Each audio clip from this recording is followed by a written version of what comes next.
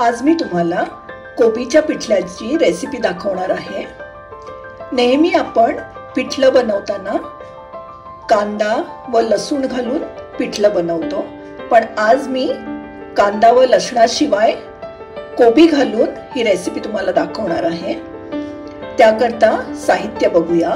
इथे मी घेतलंय 1 कप बेसन, 1 वाटी कोबी, मीठ, मोहरी, जिरं, हळद, 2 मिरच्या ज्या बारीक चिरून घेतलेल्या आहे व कोथिंबीर। आपल्याला हिंग, कढीपत्ता आणि 2 कप पाणी सुद्धा लागणार आहे। आपण आता एका पॅन मध्ये तेल गरम करून घेतलंय। त्यात आपण 1 टीस्पून मोहरी, 1 टीस्पून जिरं घालूया।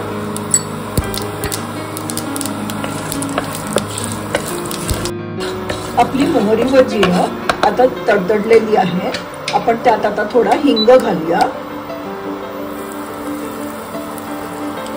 आता हिरवी मिरची पण घालूया।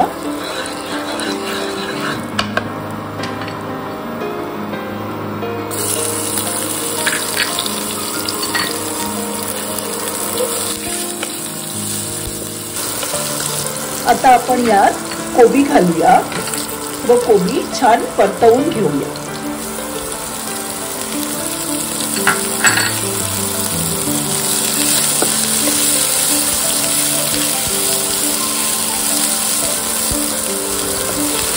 आता आपण यात अर्धा चमचा हळद घालणार आहोत,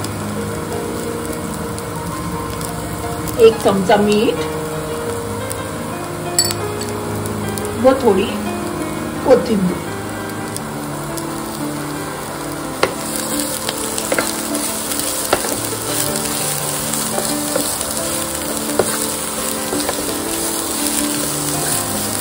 ते आता छान परतवून घेऊया।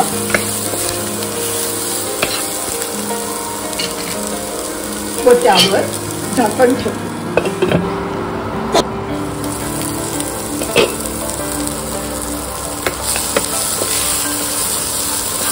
आता आपला हा कोबी छान शिजलेला आहे। त्यात आपण बेसन घालूया व तेही छान परतवून घेऊया। आपलं बेसन आता चांगलं रोस्ट झालेलं आहे। त्यात आपण कढीपत्ता घालूया।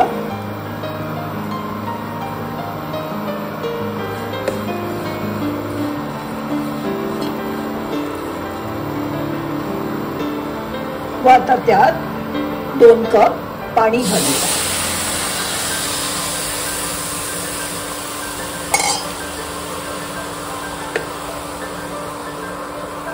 व ते आता चांगलं एकजीव करूया व झाकण ठेवून शिजू देऊया।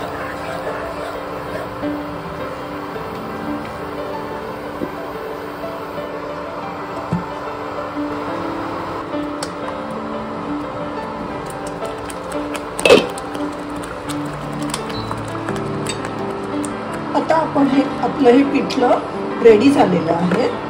तुम्ही बघू शकता की ह्याची कन्सिस्टन्सी जास्त पातळ पण झालेली नाही ना खूप जाड झाली आहे। आता त्यात आपण कोथिंबीर घालणार आहोत।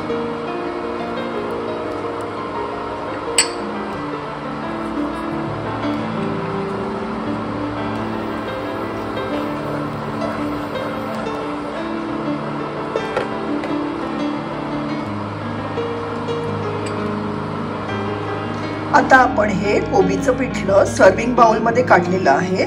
ते आपण भाताबरोबर किंवा भाकरी बरोबर खाऊ शकता।